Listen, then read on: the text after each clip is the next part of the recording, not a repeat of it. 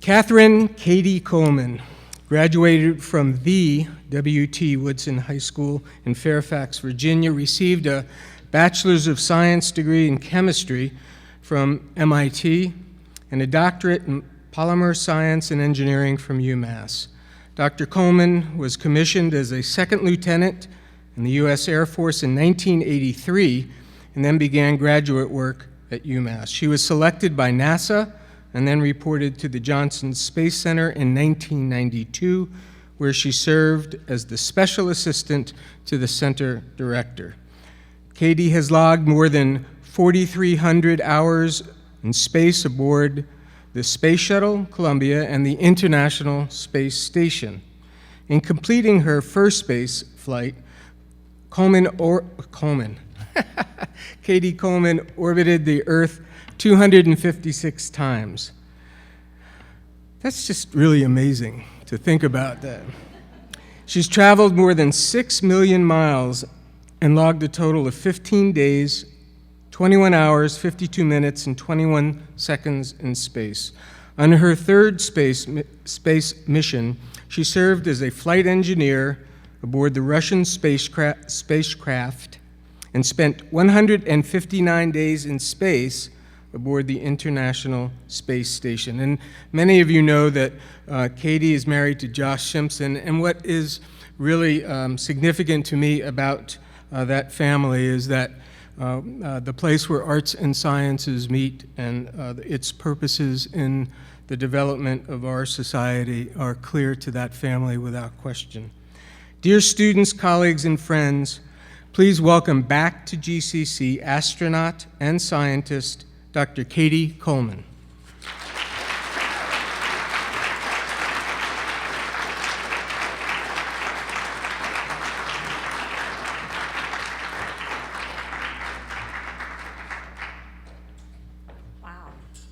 Well, it's so nice to be here. You said back, and so first of all, I drive by here all the time. I've been married to Josh since 1997, but we've known each other since 1990. And so we've had a commuting relationship for that many years. And actually, this month is a really big month for me. As of December 1st, I am retiring from NASA. So this is after 24 years at NASA and actually a total of 33 years of federal service. I was Air Force ROTC at MIT. We didn't, in our family, we basically didn't really have money for college. My dad was Navy, and I really wanted to go. I wanted to go there. I wanted to go all at once. And I grew up in a family where it was kind of normal to have this kind of trade of some kind of, service for something that you needed as a family. And so I felt really lucky to have done that. But I did. So I've known Josh for a long time. I've driven by here, but I also actually took a course here at night when I was at UMass at Amherst. And so I don't know how you guys all feel about this, but I took a hypnosis course with Janet Masucci. And, I think that getting anywhere and getting anything done has everything to do with your attitude. And there's a lot of things that all of us do that are really hard. And I think that affirmation can be very, very helpful. And certainly what she helped me with, it was, I still remember it. I remember coming here. I think I fell asleep quite a bit because I was a student who really worked hard a lot and fell asleep all the time.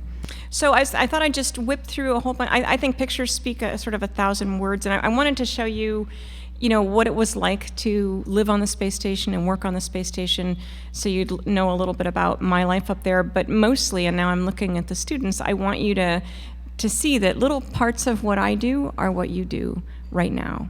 And so when you're working on things and you're working on a team, all those things, you're going to find out that there's little pieces of them here. And so getting to do this starts right here at a place like this.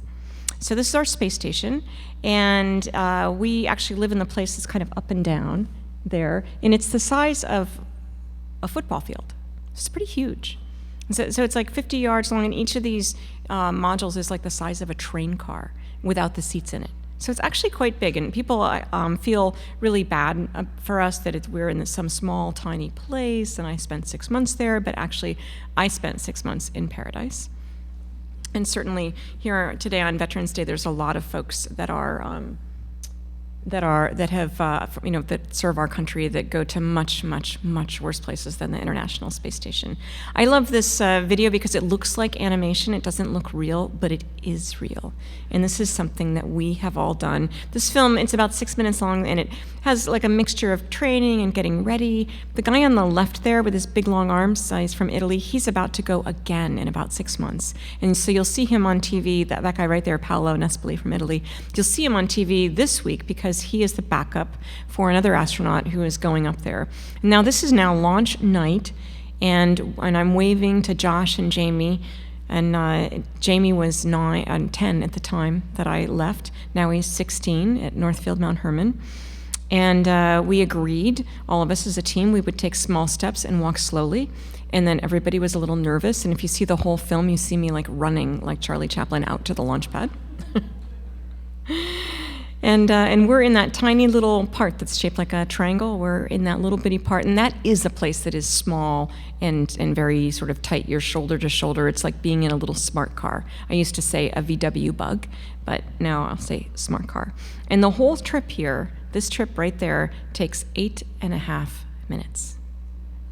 It's simply amazing. So there's our little craft coming up to the space station. And I've been in all these simulations and all these mock-ups, and then suddenly you arrive. Now, I went up there before Christmas, and I remember Jamie was 10, and he asked me, oops, let me just tell you, this is my favorite scene in the whole movie, even though you see my butt. Because this is what it's like up there. All the rules are different, and we fly from place to place. It is like leading the life of Peter Pan. Now, out the window there is the supply ship. I was the second person to grab a supply ship, excuse me, and now it happens almost every 2 or 3 weeks, and it's a really normal thing to do, but back then it was a big deal. I had very good hair up there. And that hair was about probably 4 inches longer than it is right here. You see us making origami, and that's because when we were up there, the Japanese tsunami happened, and we had just captured the Japanese supply ship. It was a really traumatic experience, on the ground. They had to evacuate mission control, and this is supply ship after supply ship, ones that dock that are kind of normal, not that we grab with the robotic arm. But those white cranes that we made out of origami, they represent hope and rebuilding for the Japanese people. And so that video actually played like in billboards across Japan for a long time. So this is now some of the visitors that came to the space station while we were there. This is the space shuttle, and they're bringing up the last big piece of the space station. So right in the back of the shuttle there, it's like in the back of the dump truck, is our new module that we're going to use the robotic arm to attach it to the space station.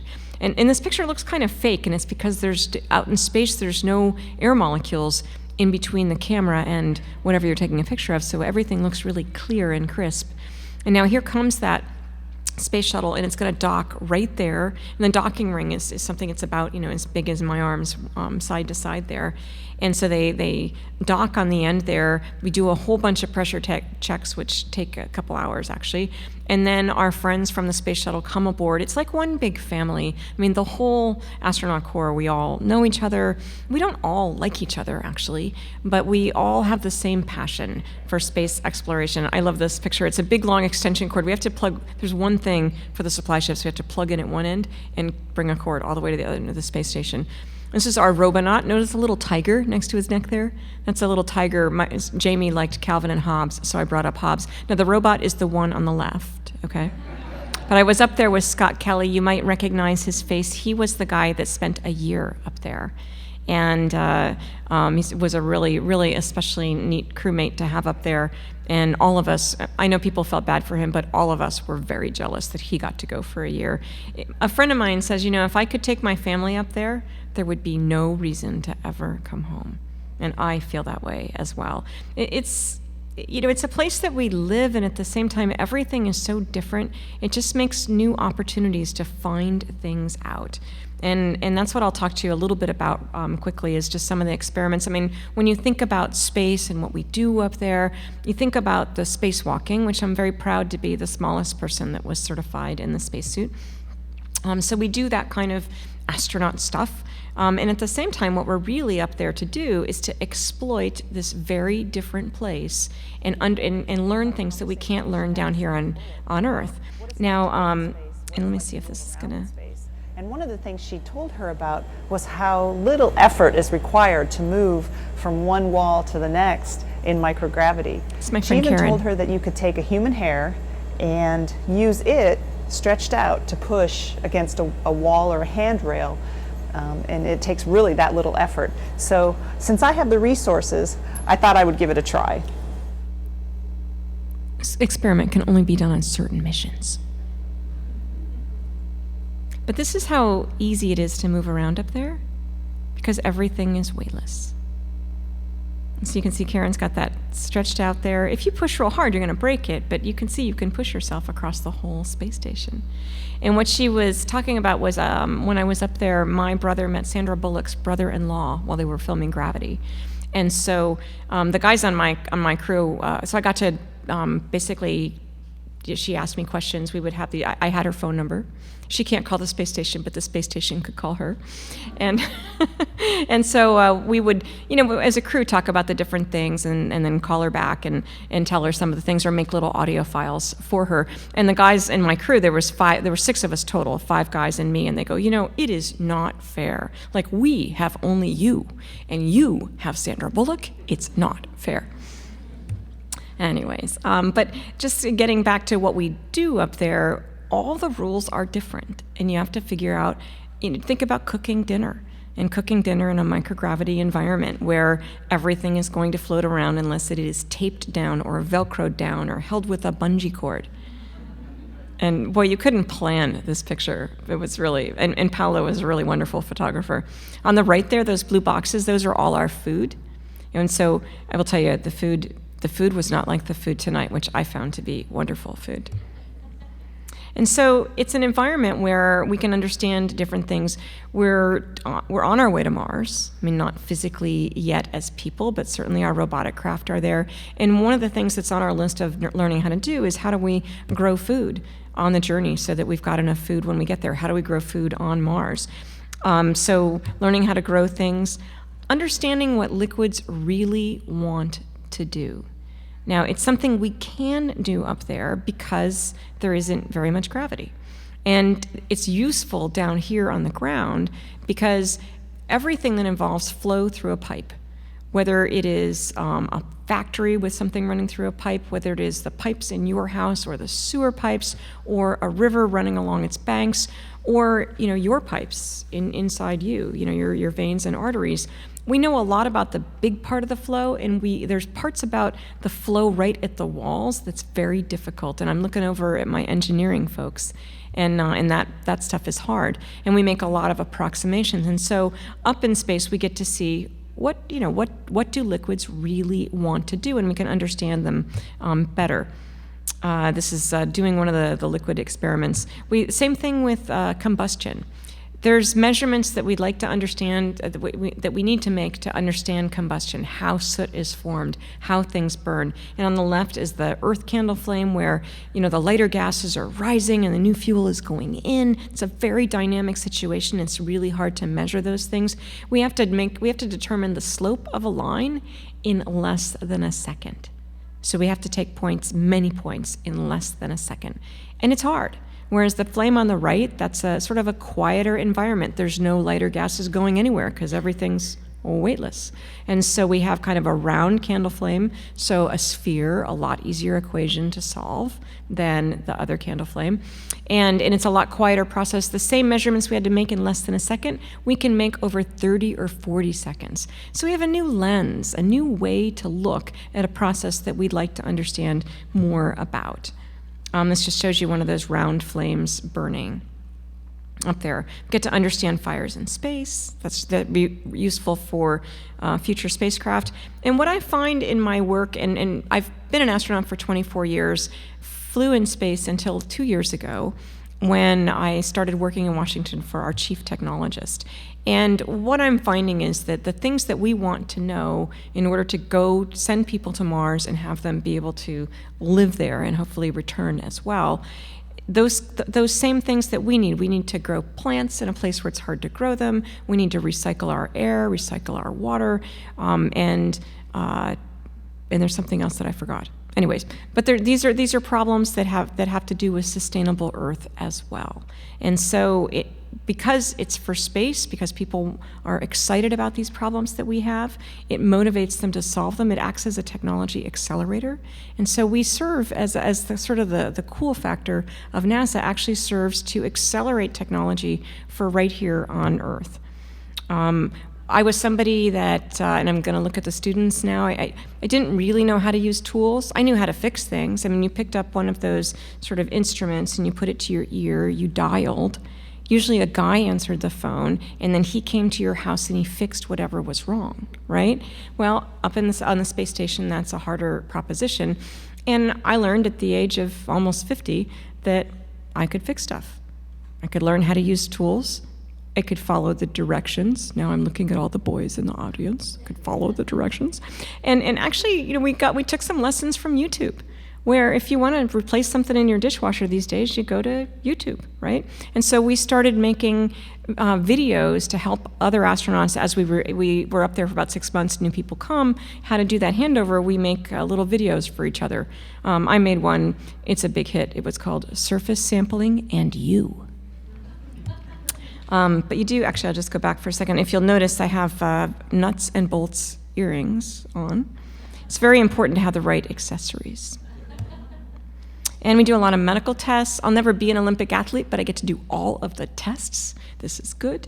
And we learn all sorts of things about the human body. When we go up there and suddenly your heart doesn't have to pump blood all the way from your feet up to your head. I mean, that's a lot of work. So our hearts end up acting differently up there, and they actually kind of turn into sort of aging hearts. Some of the same characteristics. So we're able to learn, because it happens pretty fast, we're able to learn some about that process.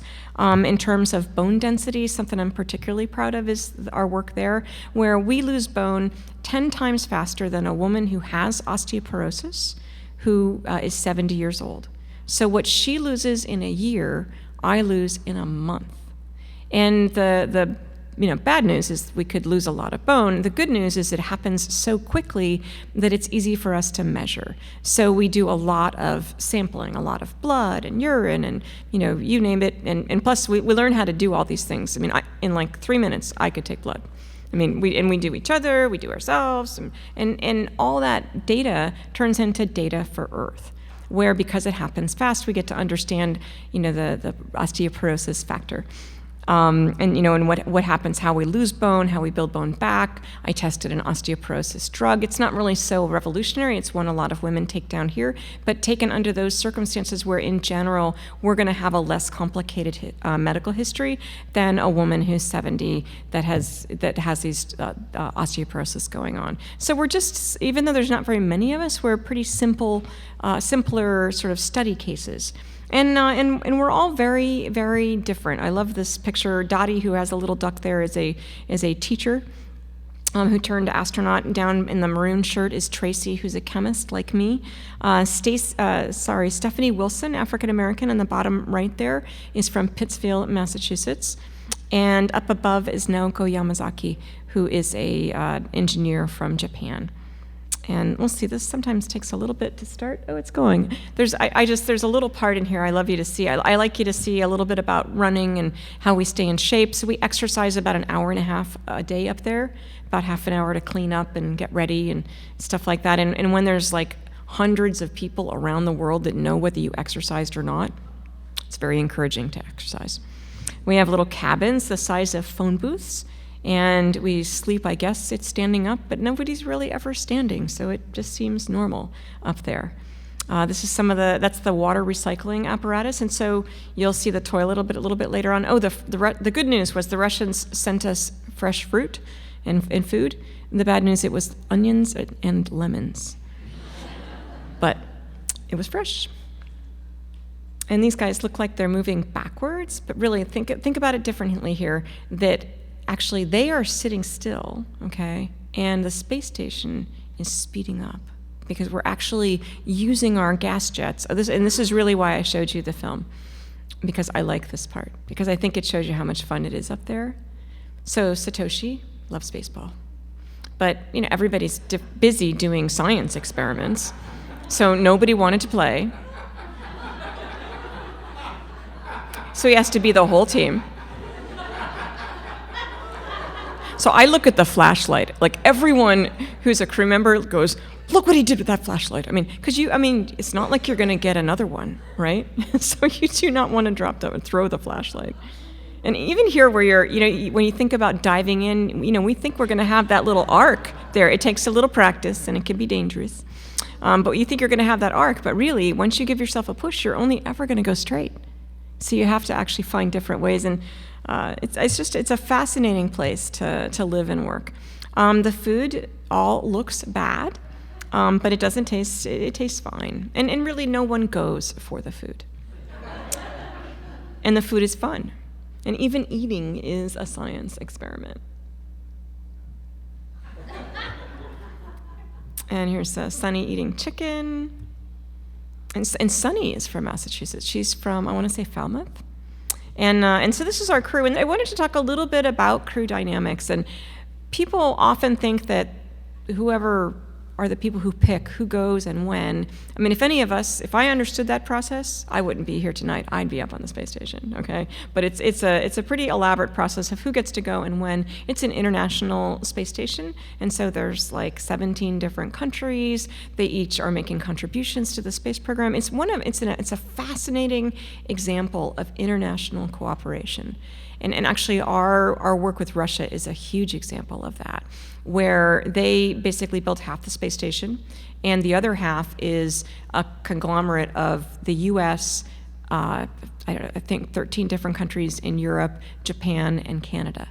And it's not just the crew of 6. I was up there with 3 Russians, 2 Americans, and an Italian. It's not just our crew of 6 figuring out how to work together and get the job done when we are not actually specially matched and put together. And you are up there. There's so many things that determine who's on that crew, and whoever's on that crew, that is who you're going to get along with, and that is who you are going to maximize your mission with. But on the ground, there are hundreds of people making decisions together every single day, 24 hours a day. It's an amazing example of international cooperation and getting things done together. And even with the present troubles and challenges that we have in international relations, the space station program is actually considered separate and special. And so even when we're not doing really almost anything else with Russia, the space station program is particular and special, and we're still allowed to do that. And in fact, we have a launch on the 17th next week, and that will be a woman named Peggy Whitson who's going to go. But if you look at this picture, this is a picture of our crew, and when we get up to the space station, there's already 3 people up there. And so then when we come, now there's 3 more, because remember we were in that tiny little smart car, right? That small thing, the Soyuz. And so now there's 6 of us. Well, a couple months later, 3 go home, and 3 more come. So we're part of 2 groups of 6. So we're really sort of 9 people total.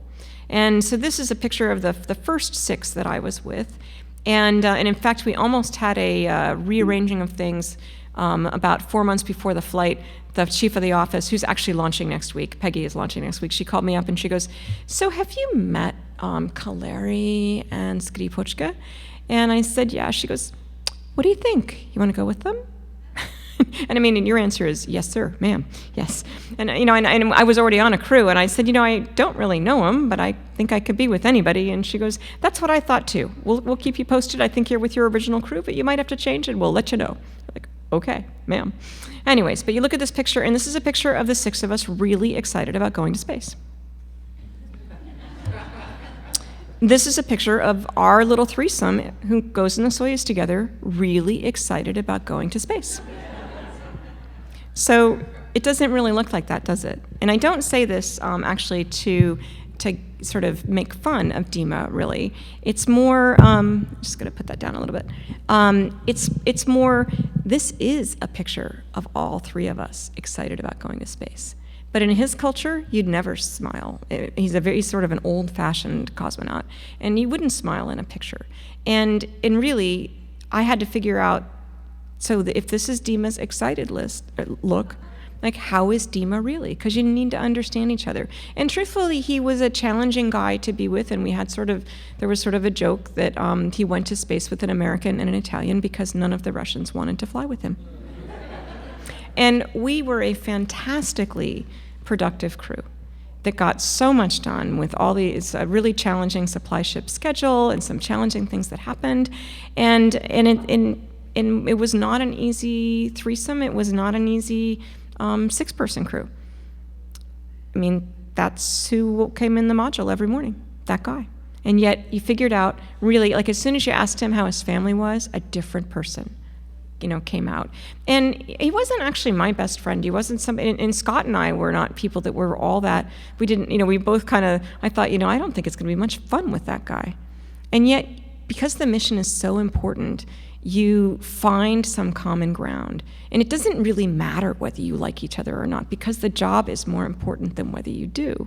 And I'm looking over at our robotics folks back here, making teams, and at the middle table, my engineers here too, and my historian, where you need lots of different people on your team. And guaranteed, some of them are better at some things than you are. And it's easy to do that when you're on a spaceship and it's so clear what's so important. But it's a little harder to do that when you're working on a project at school, and you just don't get that person and the way they think, and they're obnoxious, or they always say this, or it's really easy to go, oh, he did that again. I hate it when he does that.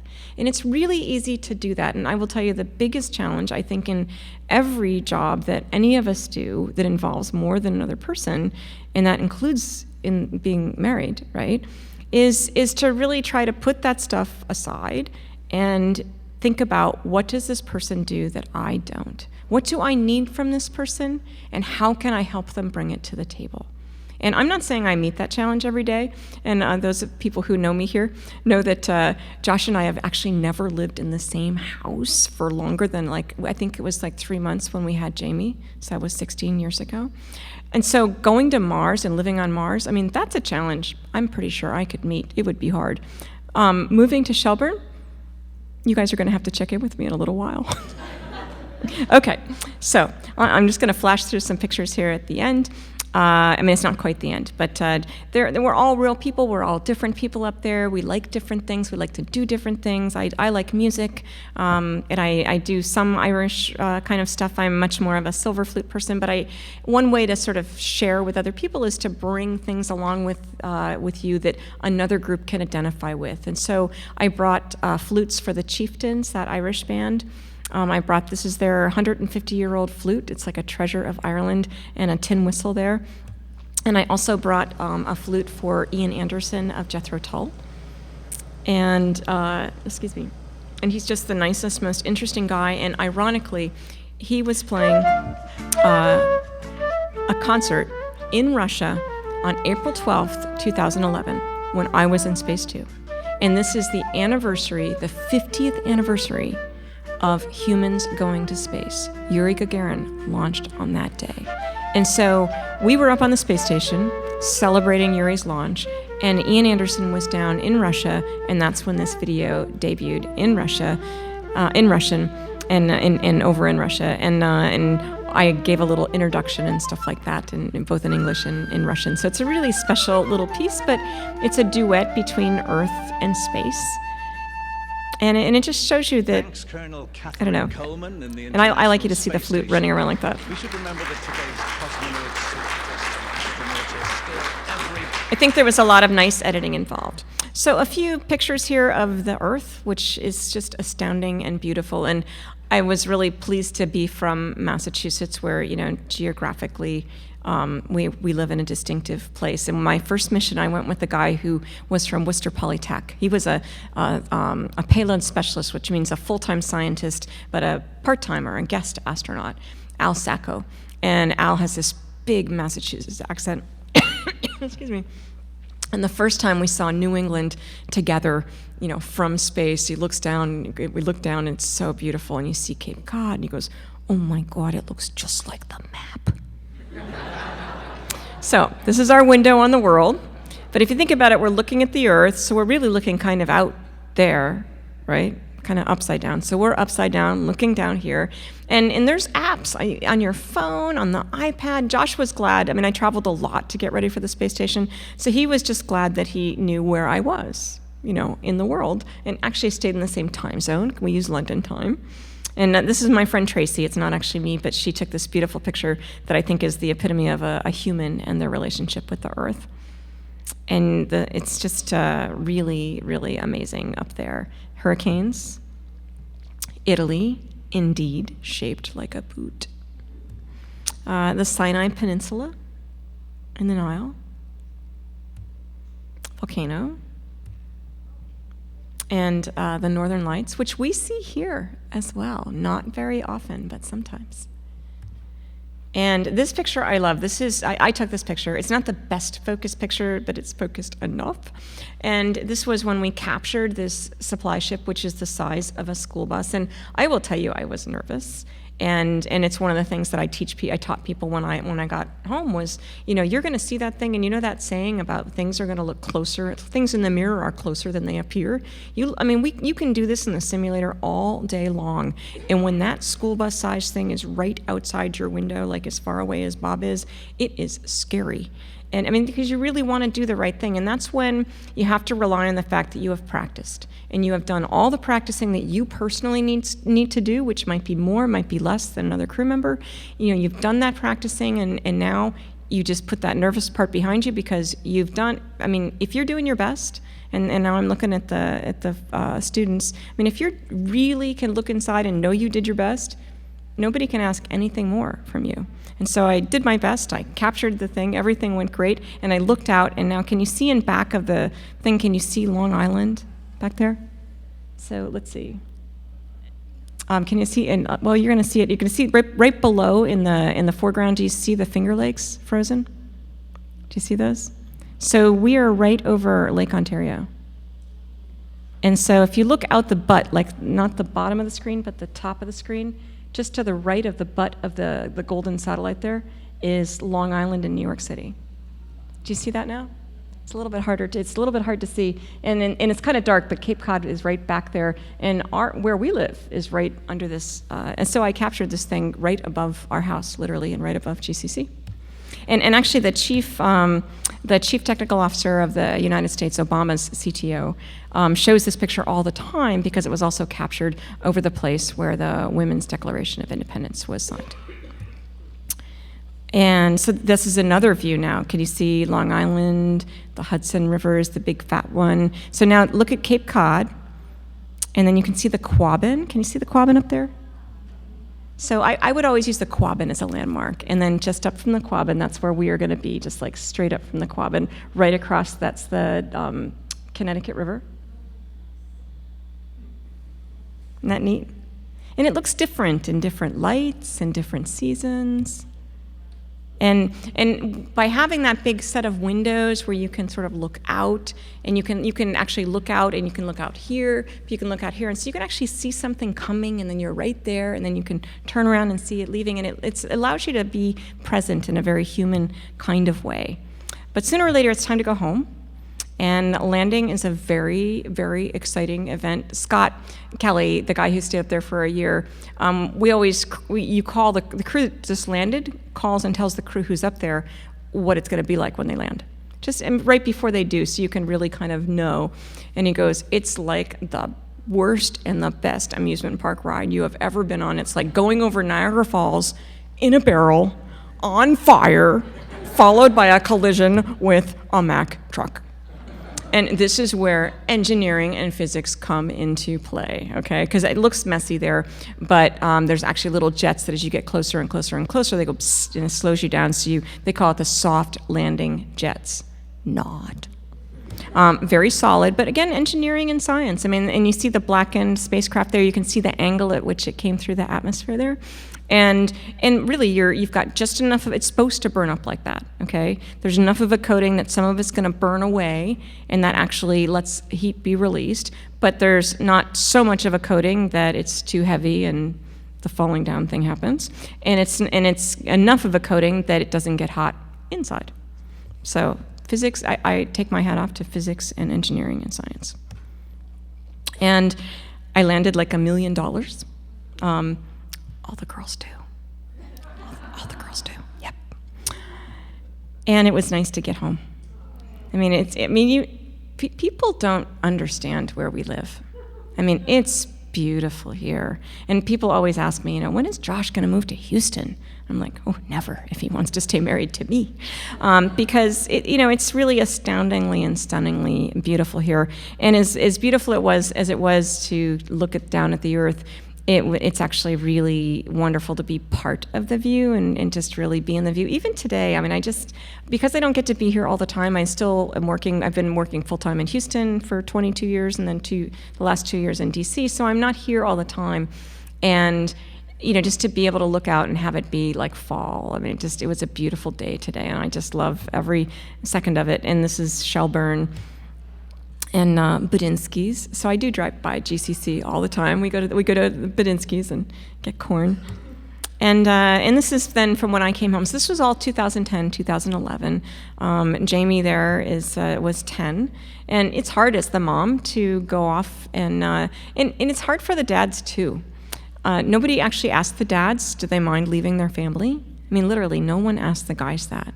And yet people ask the women all the time, and I'm like, yes, of course I mind, and that it's really hard. And the ladies at the Bradley Airport know me as that astronaut that cries at the airport all the time, right? Because it's really hard to leave.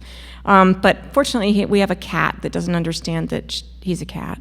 It's a Maine Coon. He just thinks he's like a dog, and so he's a dog. And, it was really, this is us reporting in, and then my husband sent me this picture, and I just cried. Jamie all dressed up and standing in his mom's spot. And now he is a sophomore at Northfield Mount Hermon. And part of the reason I'm retiring is it's just, life is so short, and I just want to be around for the rest of high school. And, of course I wonder, should I have been around more? And at the same time, it's a very special job, and I think that what you're seeing in all these pictures is that it takes individual people to make things work. And that's what I hear about Greenfield Community College, or our community's college, I think you put it. I thought that was really nice, because it's true. And every place is, nobody has enough money, nobody can do all the things that they like to do, and the things that get done are done by individual people looking at each other, finding each other, and figuring out a way. And whether you're going to space, or whether you're trying to educate your community so that they can be members of a sustainable society, it takes real people to make those links and to make these things work. Josh was at home making things work while I was off in space, and this is him at the studio. I think a lot of you, and people give us a hard time. I gave away his planets as presents long before we ever met. And he accuses me of just wanting to marry him because then I would have wedding presents, like a lot. And it's worked out pretty well. But I think different people explore in different ways. And I've loved his planets for a long time. I'm the kind of person that needs to have something on their desk that reminds them of the next thing that they're going to do, because it's hard to remember that it's all going to work out. I mean, I am not somebody that can remember that without some kind of affirmation or a thing on my desk, or there's all sorts of little ways to do that. And so when somebody, creates that thing and makes a path and explains things, and I'm looking over at my history major back there, people have to tell the stories. And the robotics team back there, I'm going to make a prediction here. And I'm going to predict that you are not going to win if everybody on your team looks like you. And knows the things that you know. Successful teams are diverse teams. You have to have people on there that you just plain old do not understand, and that you really kind of go, what? And it's really interesting to find out really where they come from and who they are and what they bring. And it takes a lot of work to find out. And I'm always embarrassed when I don't do the work, and then you just assume, you put somebody in a box and you assume that's who they are, and you're probably just not right. And the problems that you're trying to solve on the robotics team, on all these teams, are really hard problems. And they won't get solved if everybody has the same point of view. And I know we had a pretty traumatic week here in the country, and it's pretty interesting in Washington this week as well. I heard something on NPR that at least what made, I don't know, it just gave me something to think about that made it a little easier. And I want to say his name is Rene Russo. It was an interview on NPR this morning, and he said, there's jobs and there's work. And when you take someone's job away from them, that's really hard. But when you take their work away from them, that's really, really hard. And that's a lot of the people who were voting for the president that we just elected are the people who are saying, where is my work? And so that's one way to think about the work part. But the other way to think about work is that, you've seen what I do, and you've seen what I care about, and I consider that to be my work, whether I actually work at NASA or not. This is the work that I care about. And Rene Russo, the guy, he's an author. I haven't really heard him before, but he said, so I'm going to go back home and after this interview, and I'm going to go back to work, to doing the work that I know is important.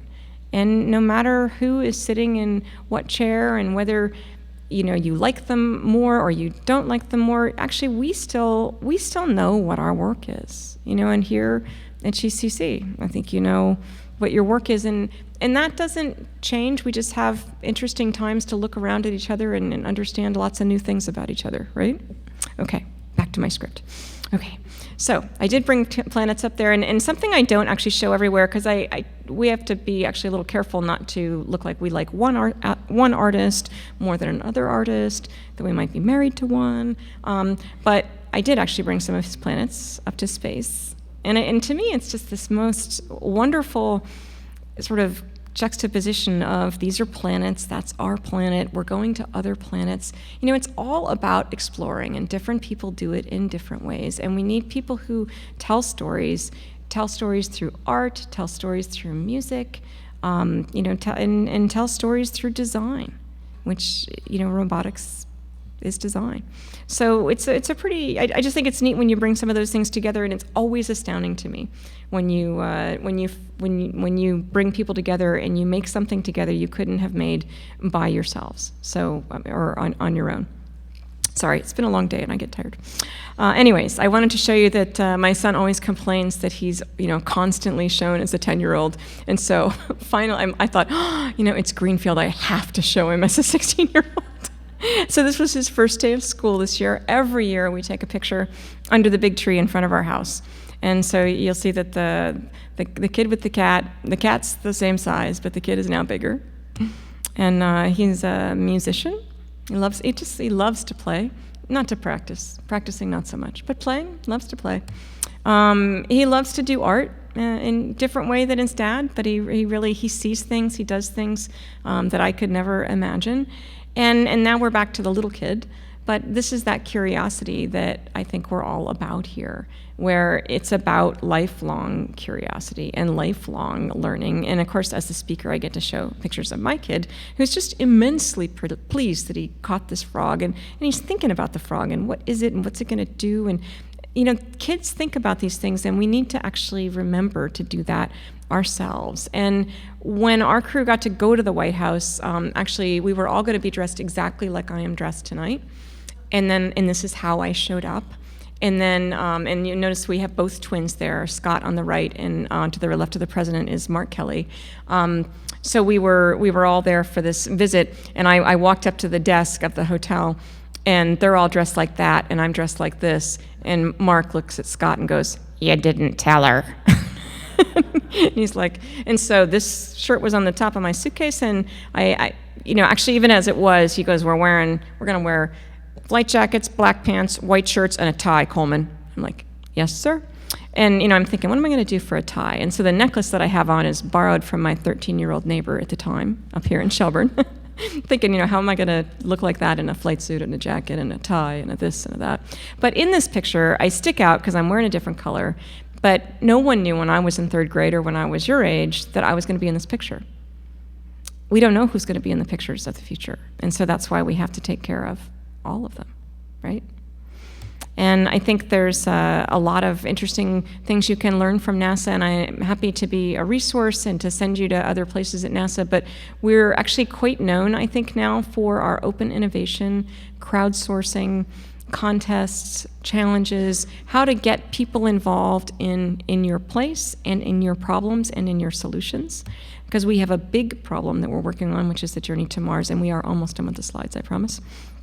In this journey to Mars, this looks complicated. Pay no attention to the words. Really what you're supposed to look at here is that on the left is the blue Earth, on the right is the red Mars, and in between is physically the space that we're going to be like working things out and getting things right before we make the big journey, which is probably 6 months to get to Mars. And so the space station is up there in the corner, and that's where we're trying out these recycling air, recycling water, growing plants, learning how to make teams, learning how to work with the ground, learning how to bring the scientists on board without actually bringing them on board. So we're learning all those lessons a little bit on the left-hand side of the page, but as we move closer and closer to Mars, we're going to be doing things like around the moon, different places where it's all about practicing and figuring things out really as close to home as you can. I mean, I'd really much rather make those mistakes, 3 days from Earth rather than 6 months from Earth. And I will tell you that the recycling system up on the space station and the bathroom, these things break more than once a month, each of them. We're not going to Mars yet because we're not ready yet. And yet, in figuring out those systems, it really does help us address our sort of sustainable Earth problems as well. And it helps NASA to be involved in those spaces, like to be involved with people who are trying to figure out how to have clean water in Africa. It helps us to be involved in innovative organizations like that and entrepreneurial organizations, because we're a government organization where everything moves slow. And so it gives us good company and stimulation. These new commercial companies, the same thing. And so you're going to see things that are the same shape as what we've had before. You think, oh, is it new? Well, the physics hasn't changed. We're still going to use a capsule. It's the most efficient way to go. But this is our proving capsule to then take those next steps to figure out what it is that we need to do to leave low Earth orbit, which is just above our heads, about 200 miles, and go further and further away, off to the moon and then on to Mars. And I like being a part of those experiments and things. I'll always be a part of it, I think, but it's also nice to now be going off and doing, I think, a variety of things based right here in Shelburne. And I'm excited about seeing who is in that spacesuit about maybe, I'm going to say about 20 years from now would be my bet. There'll be someone in that spacesuit writing home to their mom who nominated them for the Alumni Award. Maybe it'll be a GCC person. We'll see. And with that, I will take questions. Some people do. Some people have. And various astronauts who've retired have been working with him. And, it's not a competition like, oh, they're doing this and we're NASA. It's really, really together, and it helps us a lot. I joke around, I go, those SpaceX people, sometimes they make a decision and they don't even have a meeting. I mean, do you know how many meetings we have? But, we're responsible for the taxpayers' dollars, and we're accountable, and there has to be paperwork and all those kinds of things. And so those companies really help us, because it helps us kind of go, did we have to have all those meetings? Seriously. And so we work together, and I actually, in my time between 2011 and until about 2 years ago, I basically represented the supply ship business for the astronaut office to help the people like at SpaceX understand what was happening to the people up on the space station, and also what was happening in the various mission controls, so that everybody would be on the same page. And so I got to know some of those companies, and they are helping space exploration immensely. And in SpaceX in particular, I mean, we see a lot in the news about SpaceX. Blue Origin, I will say, is quieter about things, but they are doing very interesting things as well. But what's to me interesting is basically they can afford to take bigger risks than we can with hardware, with a rocket where they go, let's try it, let's figure it out. If it blows up, we'll build a new one. Whereas NASA actually can't do that, and they're not going to be, so they take more risk with equipment so that when we do put people on there, we understand those risks better. And if we had to do all that with the risks that we're allowed to take as NASA, we'd never get to Mars. So it really takes a whole community. Anybody else? Was anybody skeptical of me when I wanted to become an astronaut? You know, it wasn't the kind of thing I told people because they'd be like, really? No, like, what do you really want to do? And you're like, well, I want to be an astronaut, which I didn't actually want to be until I met Sally Ride when I was in college. It never occurred to me. And I was giving a talk with another astronaut who, somebody asked a question like, you know, when did you decide? And he goes, well, like every kid, you know, when I was about 7 years old, there I was wanting to do that. And I said, you know, Mike, it's actually not like that for every kid that doesn't look like you. You know, and that's why, you know, I don't mind having my picture taken or being out talking or things like that, because people look, and now you've gotten to know me tonight and you're like, wow, I could probably do that. What she does, I could probably do that because she's a human, right? And so I will say, I think candidly, it's probably still a situation where I don't think we have any like average, you know, kind of okay women astronauts, because you can't afford it. There's a little more scrutiny. You know, you look funny, you look different, people see you, and so you'd better be good at your job. And so and the guys understand that too, and we all help each other. Thank you. Well done. You've got something here.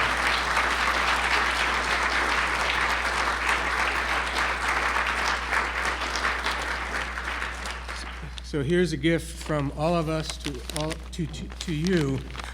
What I do want to say is, you've given us so much, but more than anything else, I know we all understand what it's like to think global and act local.